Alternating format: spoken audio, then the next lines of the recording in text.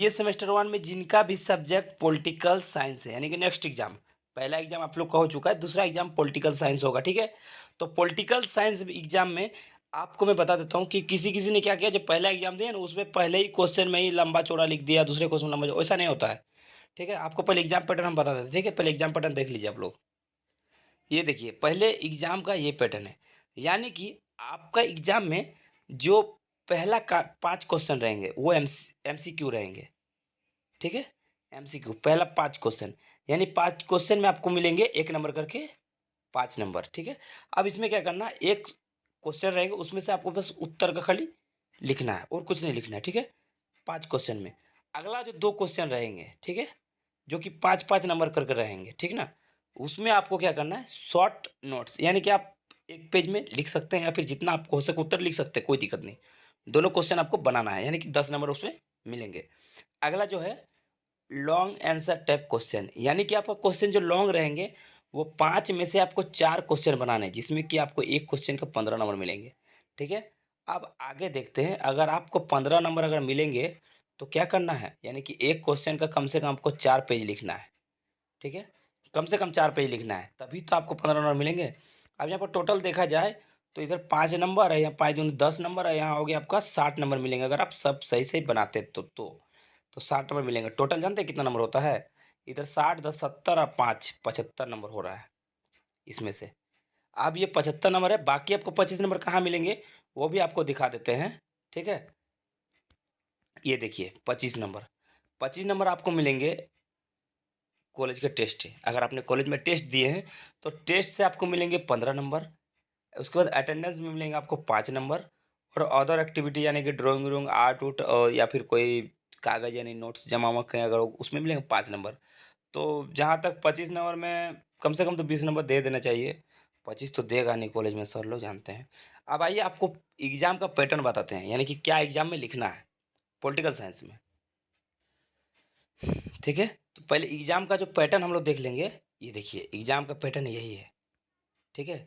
यानी कि एग्ज़ाम में पहले ही ये छो बता दिया गया था कि मतलब हम लोग किस सब्जेक्ट में पढ़ना है। तो पॉलिटिकल साइंस में ये देखिए, पहला ये हो गया क्वेश्चन, दूसरा ये हो गया, ठीक है? ये हम लोग का मतलब सब्जेक्ट है, हमको इस पर पढ़ना है। ये देखिए सत्ता के सिद्धांत पढ़ना है।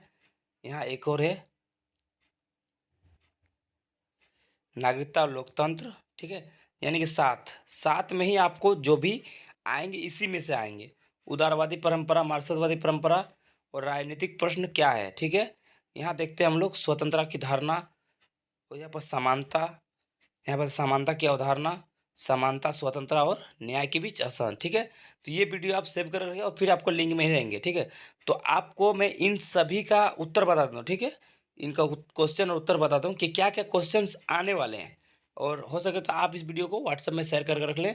2 से 4 बार देखिएगा, सब कुछ समझ में आ जाएगा, कोई दिक्कत नहीं होगा, ठीक है? तो हम लोग क्वेश्चन की ओर ध्यान देते हैं, ठीक है? अब ये रहा हम लोग का पॉलिटिकल साइंस का क्वेश्चन और आंसर। तो यहाँ हम लोग जो है क्वेश्चंस को देखेंगे और चीज़ों को समझेंगे। यानी कि जैसे कि ये जो दूसरा हम लोग क्वेश्चन बता रहा है, राजनीतिक सिद्धांत की प्रकृति समझाएँ। तो हम लोग अगर इस चीज़ को समझ जाएँगे ना, तो हम लोग को वहाँ 4 पेज लिखने के लिए बोलेंगे तो कोई दिक्कत नहीं। तो फटाफट से जो इम्पोर्टेंट क्वेश्चंस है, यानी कि इसी में से आपका एग्ज़ाम में आएगा। ठीक है? क्लियर? देखिए अब समझते हैं। राजनीतिक प्रश्न क्या है? ये देखेंगे। तो राजनीतिक प्रश्न वे प्रश्न होते हैं जो राज्य, सरकार, सत्ता, अधिकार और कर्तव्य से जुड़े होते हैं। मतलब सरकार कैसे बनती है, नागरिकों के अधिकार क्या है, न्याय कैसे दिया जाए, ठीक है? इस पर अगर हम लोग को राजनीतिक प्रश्न क्या होते हैं अगर पूछा जाए, वो भी कि 15 नंबर वाला में, तो 4 पेज हम लोग आराम से लिख सकते हैं। सरकार कैसे बनती है, नागरिक का अधिकार है, न्याय कैसे, लिख सकते हैं। अगर 1 नंबर का आएगा तो शॉर्ट में लिख सकते हैं। अगला क्वेश्चन देखते हैं। राजनीतिक सिद्धांत की प्रकृति समझाएं, ठीक है? उत्तर देखिए, राजनीतिक सिद्धांत की 3 मुख्य प्रकृति होती है। पहला व्याख्यात्मक, दूसरा मानवतम, तीसरा अनुभंजक, ठीक है? अब ये देखिए, पहला का क्या है, राजनीतिक घटनाओं को समझना, क्या सही क्या गलत है यह बताना, और वास्तविक तत्वों और डेटा पर आधारित होता है, ठीक है? यानी कि एक न्यूज की तरह हो गया, सही चीज़ों को कवर करना, सारा चीज़ बताना, ये हो गया। यानी राजनीतिक सिद्धांत को हम लोग समझना पड़ेगा, ठीक है? अगला क्वेश्चन क्या है, उदारवादी परंपरा क्या है? उदारवादी परंपरा क्या है? देखिए, उदारवादी व्यक्ति की स्वतंत्रता, समानता, अधिकार पर जोर देता है। समझ गए? अब अगर आपका एग्जाम में पूछता है कि उदारवादी परंपरा क्या है, तो आप लोग इसको समझना। अगर इस चीज को समझिएगा तभी तो उत्तर आप लिखिएगा बहुत ज्यादा। यानी कि अगर उदारवादी हम लोग समझ गए, उदारवादी का मतलब ये होता है स्वतंत्रता, समानता और अधिकार। फिर तो आप एकदम 4 पेज लिख दीजिएगा। स्वतंत्रता क्या है? हमारा देश आज़ाद होने के बाद हम लोग आज़ाद हैं, हम लोग इस तरह से रहते हैं, अपने जीवन में अपने हिसाब से कुछ भी कर सकते हैं, कहीं भी आ जा सकते हैं, कहीं भी काम कर सकते हैं, है ना? ये चीज़ होता है स्वतंत्रता। समानता क्या होता है? कि सभी के साथ समान व्यवहार करना, किसी को ऊँच नीच नहीं दिखाना, किसी को गलत नहीं बोलना, समानता रहना, जिसका जो अधिकार है उसे अपना अधिकार मिले, ये हुआ उदारवादी। ठीक है। अब अगला क्वेश्चन है, मार्क्सवादी मार्क्सवादी परंपरा क्या है? ये भी देख लीजिए। मार्क्सवाद वर्ग संघर्ष पर आधारित है। इसमें समाज दो वर्गों में यानी कि पूंजीपति और मजदूर में बांटा गया है। ठीक है। अब मार्क्सवादी से अगर आता है तो मैं भी आराम से उस चीज़ को लिख सकता हूँ कि इसमें मार्क्सवादी यानी कि पूंजीपति और मजदूर के बारे में हमको बोलना है। ठीक है। अगला क्वेश्चन है, नारीवादी दृष्टिकोण क्या है? अब ये हम लोग देख सकते हैं, ये शायद आएंगे। नारीवादी दृष्टिकोण क्या है? तो नारीवादी दृष्टिकोण क्या है, ये चीज को हम लोग को समझना है। नारीवादी, तो देखिए, नारीवाद महिलाओं के अधिकार और समानता की बात करता है तथा समाज में लैंगिक भेदभाव को विरोध करता है। यानी कि नारीवादी का मतलब क्या हुआ कि महिलाओं के अधिकार, यानी कि महिला का जो अधिकार है उसका जो समानता है, यानी कि अभी के डेट में सबको समान समान समान दर्जा देना चाहिए, किसी को ऊंच नीच नहीं दर्जा देना चाहिए, वो चीज़ बताता है। और नारी के प्रति जो मैंने विरोध जताया जाता है उसी को बोल रहा है। यानी कि समाज में लैंगिक भेदभाव नहीं करना चाहिए, समानता माना जाए, उसी को के लिए हम लोग नारीवादी को प्रयोग करेंगे शब्द। ठीक है। अब अगला क्वेश्चन क्या है, यहाँ देख सकते हैं हम लोग, शक्ति यानी पावर क्या है? शक्ति क्या है? अब देखिए यहाँ पर शक्ति क्या है, शक्तिमान तो नहीं लिख देना है, तो यहाँ लिखना है शक्ति यानी कि शक्ति वह क्षमता है जिसमें कोई व्यक्ति दूसरी को प्रभावित कर नियंत्रण कर सकता है। यानी कि दूसरे को प्रभावित कर नियंत्रित कर सकता है। यानी कि एक तरह से शक्ति ये भी हो सकता है कि आपको अगर कुछ सामान खरीदना है और आप उसमें सामान खरीदने के लिए अगले को आप प्रभावित कर सकते हैं, बोल सकते हैं भैया हमको ये चाहिए, मतलब आपके पास हो सकती है, आप उस चीज़ ले सकते हैं। ठीक है। अगला क्वेश्चन देखते हैं हम लोग,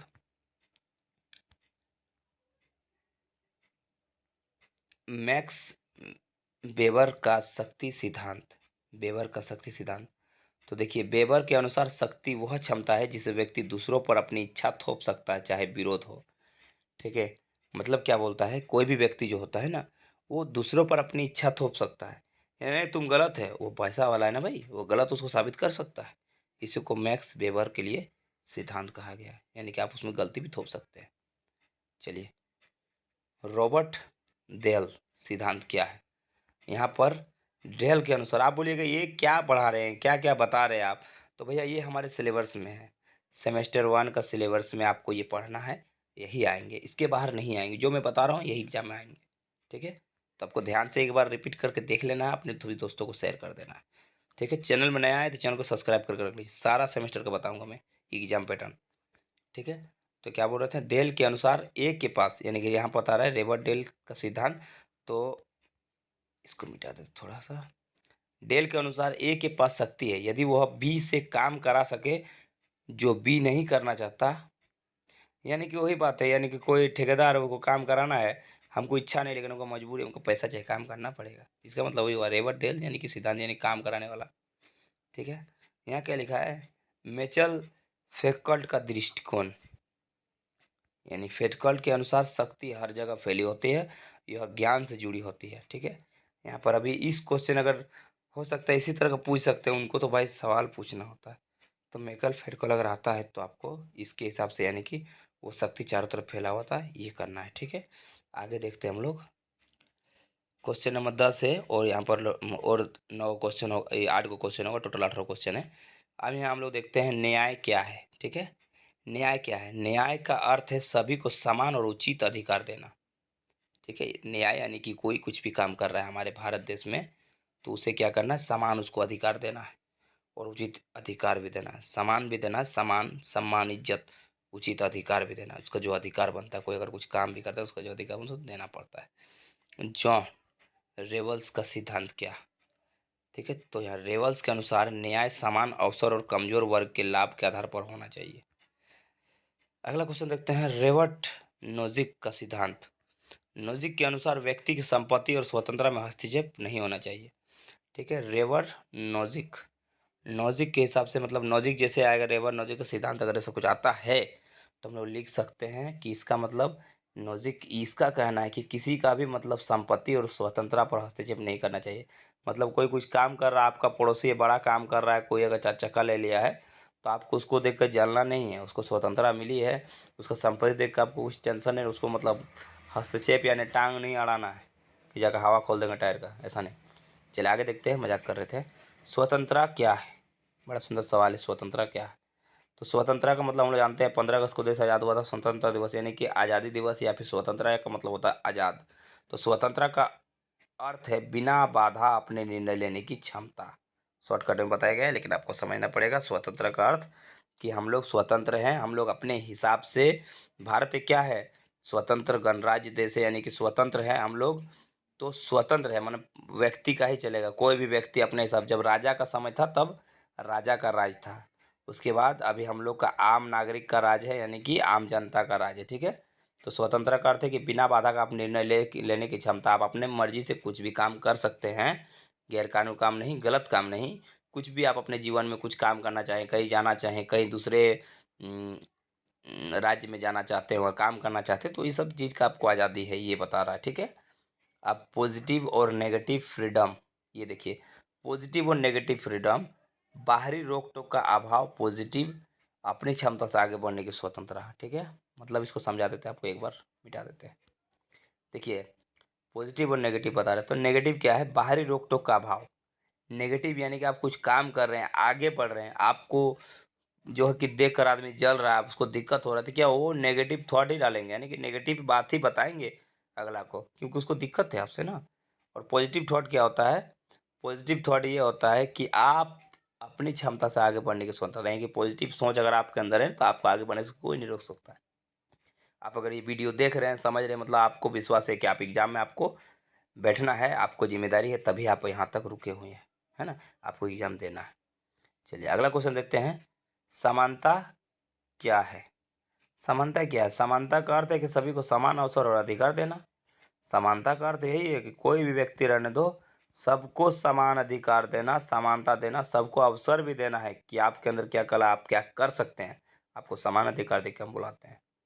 ठीक है, अगला क्वेश्चन हम लोग देखते हैं, समानता, स्वतंत्रता और न्याय का संबंध। बड़ा सुंदर सवाल है।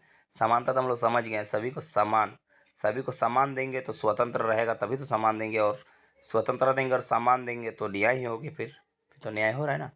तो ये दोनों एक दूसरे से जुड़े हैं। देखिए, बिना समानता के न्याय संभव नहीं, बिना स्वतंत्रता के समानता अधूरी है, वही वाला बात हो गया। यानी कि बिना समानता, यानी समानता जब तक सबको देंगे नहीं तब तक न्याय कैसे संभव होगा, सभी को समान मानेंगे तभी तो न्याय होगा।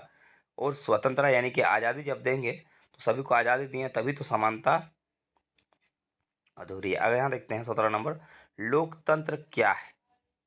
तो लोकतंत्र वह शासन प्रणाली है जिसमें जनता द्वारा शासन होता है, यानी कि हमारा भारत राज्य जो है, भारत देश जो है वो क्या है, लोकतंत्र है।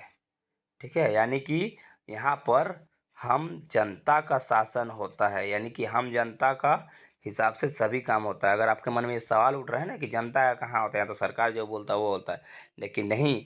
अगर पंचायत में चुनाव, अगर मुखिया जी का चुनाव हो ना, तो 5 गांव मिल के जो मुखिया का चुनाव हम लोग देते हैं ना, यानी कि हम अपना आपको फिंगर दे के आपको मतलब, यानी कि अपना 5 साल के लिए अधिकार दे दिए हैं, 5 साल के लिए आप डिसाइड लीजिए। क्योंकि हर जनता से घर घर जाकर पूछेंगे कि हम रोड बनाएंगे, तब तो कोई जनता, तब तो दिक्कत हो जाएगी। इसलिए सब जनता मिलके एक आदमी को चुनता है कि आप हमारे बदले निर्णय ले सकते हैं, हम अपने काम में बिजी रहेंगे, हम अपने दुकान में बिजी रहेंगे, तो इसलिए एक आदमी को चुना जाता है। ठीक है, इसीलिए हम लोग का जो है भारत देश वो लोकतांत्रिक देश है। ये लास्ट क्वेश्चन है, नागरिकता क्या है। देखिए, नागरिकता क्या है, नागरिकता राज्य के प्रति अधिकार और कर्तव्यों का संबंध है। ठीक है, नागरिकता राज्य के प्रति, यानी कि आपकी नागरिकता कहाँ का है, यानी कि आप कहाँ के हैं, तो मैं भैया झारखंड से हूँ, तो झारखंड से तो मेरा नागरिकता, मेरा डाटा जो है, मेरा डिटेल है, मेरा जो पहचान है वो कहाँ का है, झारखंड का है। यानी कि मेरे पहचान, मेरा नागरिकता, मेरा झारखंड, यानी वही हुआ आपका पहचान, नागरिकता यानी कि आपको पहचान। ठीक है, कहाँ का आप करते हुए। तो ये सारा क्वेश्चन जो है आप एक बार यहाँ से स्क्रीनशॉट मार लीजिए, हम हटा देते सारा चीज़ को। ठीक है, यहाँ से आप एक बार स्क्रीनशॉट मार लीजिए, ये क्वेश्चन की स्क्रीनशॉट मार लीजिए हो सके तो। और हाँ, वीडियो अच्छा लगे तो वीडियो को लाइक और चैनल को सब्सक्राइब जरूर करें, ताकि नेक्स्ट एग्ज़ाम उसके बाद जो भी रिजल्ट शिक्षा से रिलेटेड, एजुकेटेड से रिलेटेड, ठीक है, आपको सारा चीज़ इस वीडियो में यहाँ पर मैं विस्तार से बताता हूँ, चाहे एडमिट कार्ड हो या फिर कोई प्री एग्ज़ाम हो, सारा चीज़ मैं बताता हूँ विस्तार से, ताकि आपको किसी प्रकार का दिक्कत ना हो। तो बस चैनल में अगर नीचे आपका सब्सक्राइब दिख रहा है ब्लैक कलर का, उसके ऊपर टच कर दीजिए, वो गायब हो जाएगा, फिर आपको सारा जानकारी मिलती रहेगा, वो भी बिल्कुल फ्री में। और वीडियो को जरूर लाइक करें। धन्यवाद।